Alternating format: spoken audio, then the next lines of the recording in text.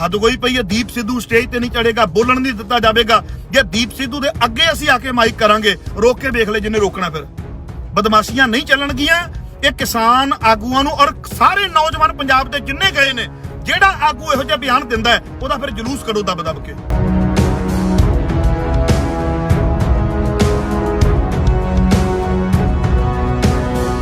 Facebook के उपर देखिया भी किसी किसान आगू ने एक बयान दिता है भी दीप सिद्धू नूं किसी स्टेज ते बोलन नहीं दिता जाएगा। पहली तो गल ये मैं क्लीयर कर दियां, स्टेज किसी दे प्यो दी नहीं गी भी किसी प्रकार दी शर्तां रखणगे।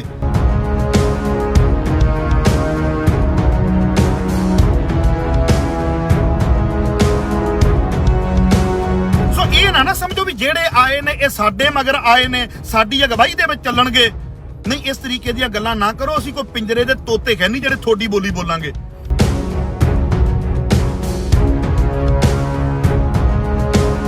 ये सरकारी बोली बोलनी बंद कर दियो।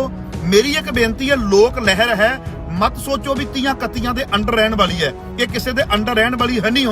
हुण लोक लहर बन चुकी है। ते नाले जे ये किसान भरा और पंजाब दे लोक पंजाब दी लीडरशिप नूं गुੱਠੇ ला सकदे ने ना, ते आप अगे चल सकदे ने। ते ये भी चेता रख लिया जे भी तुसीं कोई इलैक्टेड नहीं गए, भी कोई इलैक्शन नाल नहीं जिੱਤੇ कोई। इस करके थोनों भी गुੱਠੇ लाउणा 1 सेकंड दा काम है।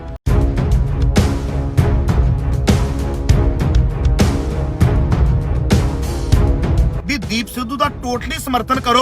इक्को एक तुहाडे विच ऐसा बुलारा है जिहड़ा हिंदी पंजाबी इंग्लिश दे विच टोटली गल करदा है और नैशनल मीडिया दे लैवल दी गल करदा है और किसी भी प्रकार इहदे नाल किसी भी चैनल तो कोई गल करदा तो उहदा ठोक के जवाब दिंदा है। ते जिहड़े लोग इस वेले स्टेज दे उपर अपना निजी कब्जा रखना चाहुंदे ने, और मैं नौजवानों नूं बेनती करांगा, पहली गल ते माहौल है नहीं इहो जिहियां गल्लां करन दा, पर जिहड़ा करदा उहदा विरोध डट के करो।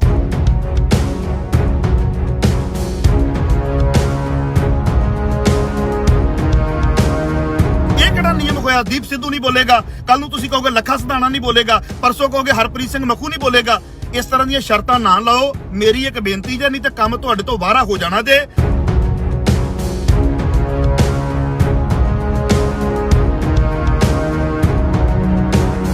हाँ जी दोस्तों, मैं तुहाडा अपना हरप्रीत सिंह मखू तुहाडे नाल थोड़े समय दे विच मैं विचार करनी चाहुंदा वां। गुरु नानक पातशाह महाराज जी का प्रकाश दिहाड़ा, और मैं हुणे ही फेसबुक के उपर देखिया भी किसी किसान आगू ने एक बयान दिता है भी दीप सिद्धू नूं किसी स्टेज ते बोलन नहीं दिता जाएगा। पहली तो गल ये मैं क्लीयर कर दियां, स्टेज किसी दे प्यो दी नहीं गी भी किसी प्रकार दी शर्तां रखणगे। और इस वेले जिहड़ियां 31 या 30 किसान जथेबंदियां ने, पहली गल तो मैं सत्कार करदा वां उन्हां दा। शुक्र मनाओ कि तुहानूं आगू अजे तक चुनिया होया, नहीं तो यह लोक लहर बन चुकी है।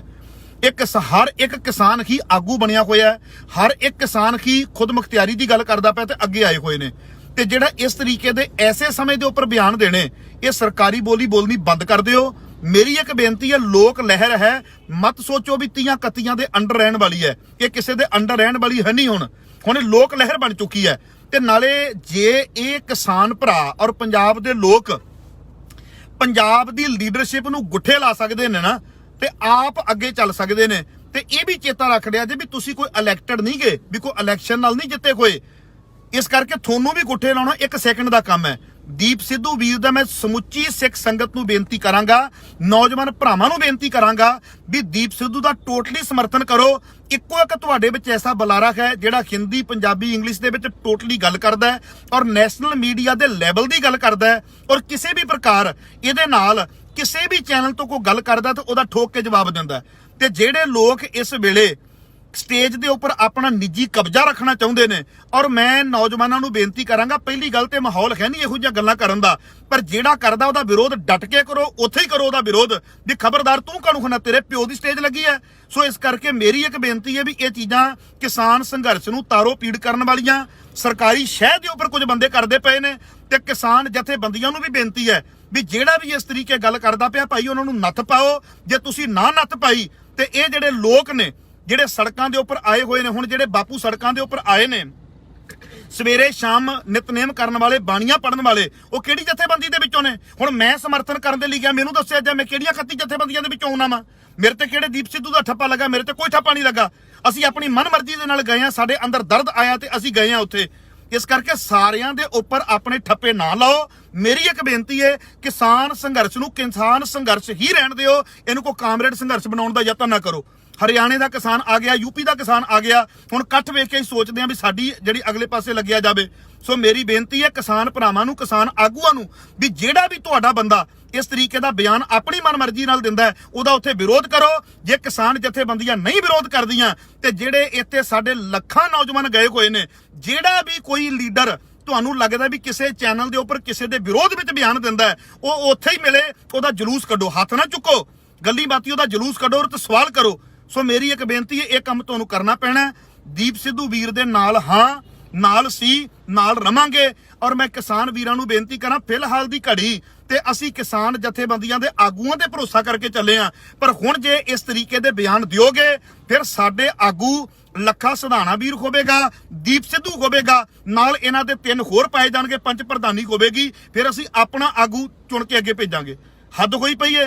ਅਸੀਂ ਉਦੋਂ ਦਾ ਫੇਥ ਕਰਕੇ ਤੁਰੇ ਜਾਂਦੇ ਆ ਵੀ ਸਾਡੇ ਆਗੂ ਅੱਗੇ ਲੱਗੇ ਨੇ। ਜੇ ਆਗੂਆਂ ਨੇ ਇਹੋ ਜਿਹੇ ਬਿਆਨ ਦੇਣੇ ਨੇ, ਨੀਵੇਂ ਪਰਜੇ ਦੇ ਬਿਆਨ ਦੇਣੇ ਨੇ ਵੀ ਇਹਨੂੰ ਨਹੀਂ ਬੋਲਣ ਦਿੱਤਾ ਜਾਵੇਗਾ, ਉਹਨੂੰ ਨਹੀਂ ਬੋਲਣ ਦਿੱਤਾ ਜਾਵੇਗਾ, ਇਹ ਸਟੇਜ ਸਾਂਝੀ ਹੈ। ਤੁਸੀਂ ਇਹ ਸ਼ਰਤਾਂ ਰੱਖ ਸਕਦੇ ਹੋ ਵੀ ਕਿਸੇ ਪੋਲੀਟੀਕਲ ਬੰਦਾ ਜਿਹੜਾ ਆਏ ਉਹਨੂੰ ਨਹੀਂ ਬੋਲਣ ਦਿੱਤਾ ਜਾਏਗਾ, ਜਾਂ ਪੈਮਾਨੇ ਰੱਖੋ ਵੀ ਜਿਹੜੀ ਵੀ ਗੱਲ ਕਰਨੀ ਹੈ ਉਹ ਕਿਸਾਨ ਸੰਘਰਸ਼ ਦੇ ਇਰਦ ਗਿਰਦ ਗੱਲ ਕਰਨੀ ਹੈ, ਜਿਹੜੀ ਵੀ ਗੱਲ ਕਰਨੀ ਹੈ ਉਹ ਆਰਡੀਨੈਂਸ ਤੇ ਲਾਗੇ ਤੱਕ ਗੱਲ ਕਰਨੀ ਹੈ। ਸਟੇਜ ਤੇ ਮੋਬਾਈਲ ਫੋਨ, ਇਹ ਤਾਂ ਕੋਈ ਨਿਯਮ ਹੋਏ। ਇਹ ਕਿਹੜਾ ਨਿਯਮ ਹੋਇਆ? ਦੀਪ ਸਿੱਧੂ ਨਹੀਂ ਬੋਲੇਗਾ, ਕੱਲ ਨੂੰ ਤੁਸੀਂ ਕਹੋਗੇ ਲੱਖਾ ਸਿਧਾਣਾ ਨਹੀਂ ਬੋਲੇਗਾ, ਪਰਸੋਂ ਕਹੋਗੇ ਹਰਪ੍ਰੀਤ ਸਿੰਘ ਮਖੂ ਨਹੀਂ ਬੋਲੇਗਾ। ਇਸ ਤਰ੍ਹਾਂ ਦੀਆਂ ਸ਼ਰਤਾਂ ਨਾ ਲਾਓ। ਮੇਰੀ ਇੱਕ ਬੇਨਤੀ ਜੇ, ਨਹੀਂ ਤੇ ਕੰਮ ਤੁਹਾਡੇ ਤੋਂ ਵਾਰਾ ਹੋ ਜਾਣਾ ਜੇ, ਤੇ ਤੁਹਾਨੂੰ ਮੁੜ ਕੇ ਜਿਵੇਂ ਪੰਜਾਬ ਦੀ ਲੀਡਰਸ਼ਿਪ ਨੂੰ ਗੁੱਠੇ ਲਾਇਆ ਨਾ, ਤੇ ਤੁਹਾਨੂੰ ਵੀ ਇਸੇ ਪ੍ਰਕਾਰ ਗੁੱਠੇ ਲਾਇਆ ਜਾਣਾ। ਬੇਨਤੀ ਮੇਰੀ ਇਹ ਆ, ਦੀਪ ਸਿੱਧੂ ਵੀਰ ਨੂੰ ਜਿੱਥੇ ਵੀ ਹੈ ਨੌਜਵਾਨ ਭਰਾ ਉਹਦਾ ਡਟ ਕੇ ਸਮਰਥਨ ਕਰਨ। ਮੇਰੀ ਇੱਕ ਬੇਨਤੀ ਹੈ, ਦੀਪ ਸਿੱਧੂ ਵੀਰ ਦੇ ਨਾਲ, ਲੱਖੇ ਸਿਧਾਣੇ ਵੀਰ ਦੇ ਨਾਲ, ਜਿਹੜੇ ਦਿਨ ਰਾਤ ਆਪਣਾ ਘਰ-ਬਾਰ ਛੱਡ ਕੇ ਉੱਥੇ ਆਏ ਹੋਏ ਨੇ, ਇਹਨਾਂ ਦਾ ਸਮਰਥਨ ਕਰੋ। ਤੇ ਜਿਹੜੇ ਅਨੇਕ ਪ੍ਰਕਾਰ ਦੀਆਂ ਗੱਲਾਂ ਕਰਦੇ ਨੇ, ਉਹਨਾਂ ਦੇ ਜਵਾਬ ਦੀਪ ਸਿੱਧੂ ਅੱਗੇ ਵੀ ਦੇ ਚੁੱਕਾ ਹੈ ਤੇ ਹੁਣ ਵੀ ਦਿੰਦਾ ਰਹੇਗਾ। ਪਰ ਮੇਰੀ ਇੱਕ ਬੇਨਤੀ ਹੈ, ਇਹ ਸਮਾਂ ਲੜਾਈਆਂ ਦਾ ਹੈ ਨਹੀਂ, ਇਹ ਸਮਾਂ ਦੂਸ਼ਣਬਾਜ਼ੀਆਂ ਦਾ ਹੈ ਨਹੀਂ, ਇਹ ਲੜਾਈ ਵੱਡੇ ਹੋ ਕੇ ਲੜੋ। ਔਰ ਮੇਰੀ ਇੱਕ ਬੇਨਤੀ ਹੈ, ਸਰਕਾਰ ਦੀਆਂ ਨੀਤੀਆਂ ਹੁੰਦੀਆਂ ਨੇ ਸਾਮ, ਦਾਮ, ਦੰਡ, ਭੇਦ। ਉਹ ਕਿਸੇ ਤਰੀਕੇ ਮੁੱਲ ਖਰੀਦਣ ਦਾ ਯਤਨ ਕਰਦੀ, ਅਹੁਦੇ ਦਿੰਦੀ ਹੈ, ਤੇ ਕਿਸੇ ਤਰੀਕੇ ਮੈਂਟਲੀ ਟੌਰਚਰ ਕਰਦੀ ਹੈ, ਨਹੀਂ ਤੇ ਭੇਦ ਪਾਉਂਦੀ ਹੈ। ਹੁਣ ਸਰਕਾਰ ਆਈ ਹੈ ਭੇਦ ਦੀ ਨੀਤੀ ਦੇ ਉੱਪਰ, ਤੇ ਮੇਰੀ ਬੇਨਤੀ ਹੈ ਸਰਕਾਰ ਦੀਆਂ ਨੀਤੀਆਂ ਦਾ ਸ਼ਿਕਾਰ ਨਾ ਹੋ ਜਾਇਆ ਜੇ।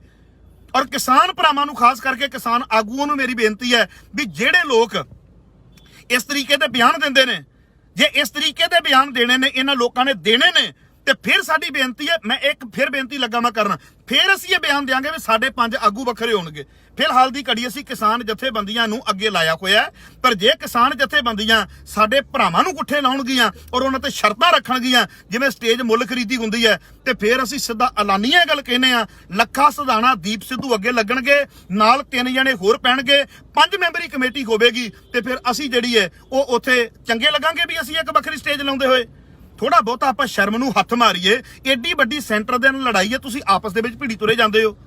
ਸੋ ਇਸ ਕਰਕੇ ਨੌਜਵਾਨ ਭਰਾਵਾਂ ਨੂੰ ਵੀ ਬੇਨਤੀ ਹੈ ਵੀ ਸਿਰਫ ਔਰ ਸਿਰਫ ਮੁੱਦਾ ਜਿਹੜਾ ਕਿਸਾਨੀ ਦਾ, ਉਹਦੇ ਇਰਦ ਗਿਰਦ ਦੀ ਗੱਲ ਕੀਤੀ ਜਾਵੇ।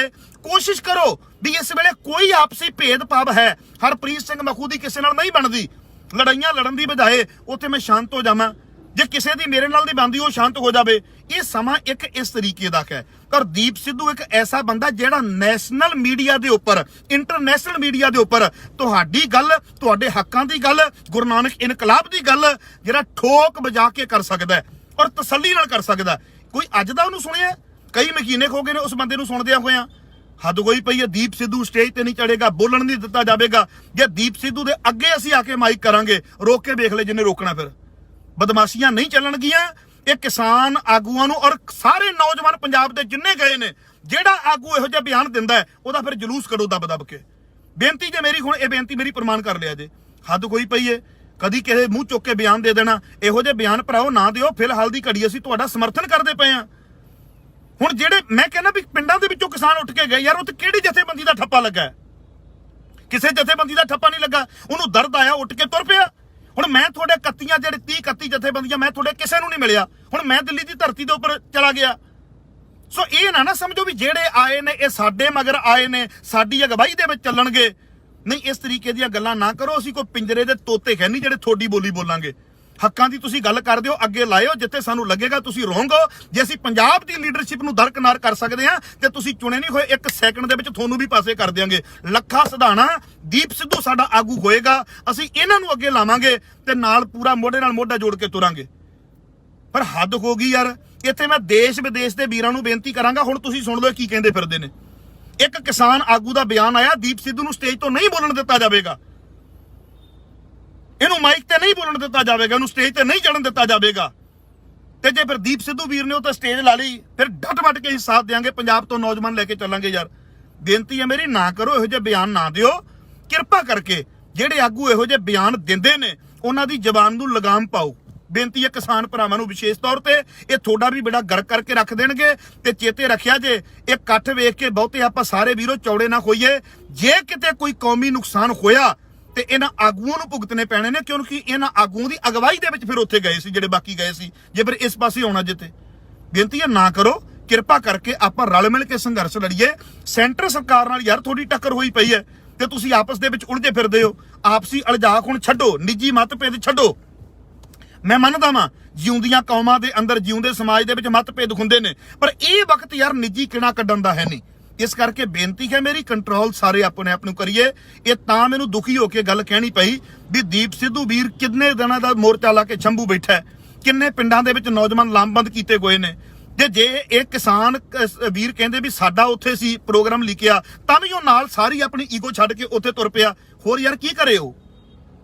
ਕੋਈ ਲੇਲਾ ਥੋੜਾ ਵੀ ਤੁਹਾਡੇ ਮਗਰ ਮਗਰ ਤੁਰਿਆ ਫਿਰੇ, ਜੋ ਤੁਸੀਂ ਕਹੋਗੇ ਤੁਹਾਡੀ ਬੋਲੀ ਬੋਲੀ ਜਾਵੇ। ਉਹਦੇ ਵੀ ਨਿੱਜੀ ਜਜ਼ਬਾਤ ਨੇ, ਉਹ ਆਪਣੀ ਗੱਲ ਕਰੇਗਾ। ਸੋ ਇਸ ਕਰਕੇ ਬੇਨਤੀ ਹੈ ਕਿਸਾਨ ਭਰਾ, ਜਿਹੜਾ ਵੀ ਇਸ ਤਰੀਕੇ ਦਾ ਆਗੂ ਬਿਆਨ ਦਿੰਦਾ ਹੈ, ਨੌਜਵਾਨ ਵੀਰ ਮੇਰੇ ਉੱਥੇ ਨੇ, ਬਕਾਇਦਾ ਉਹਨਾਂ ਨੂੰ ਲਾਈਵ ਕਰੋ, ਉਹਨਾਂ ਦੇ ਮੂੰਹ ਦੇ ਉੱਪਰ ਲਾ ਕੇ ਇਸੇ ਪ੍ਰਕਾਰ ਤੁਹਾਡੇ ਜੇਬ ਦੇ ਵਿੱਚ ਤੇ ਤੁਸੀਂ ਮੀਡੀਆ ਹੋ, ਮੋਬਾਈਲ ਨੇ, ਵੀ ਤੂੰ ਇਹ ਬਿਆਨ ਦਿੱਤਾ, ਕਿਉਂ ਦਿੱਤਾ, ਤੂੰ ਕਿਹਦੀ ਬੋਲੀ ਬੋਲਦਾ ਪਿਆ। ਇਸ ਤਰੀਕੇ ਦੇ ਕਰੋ ਫਿਰ ਕੰਮ, ਇਹ ਕਰਨ ਵਾਲੇ ਨੇ।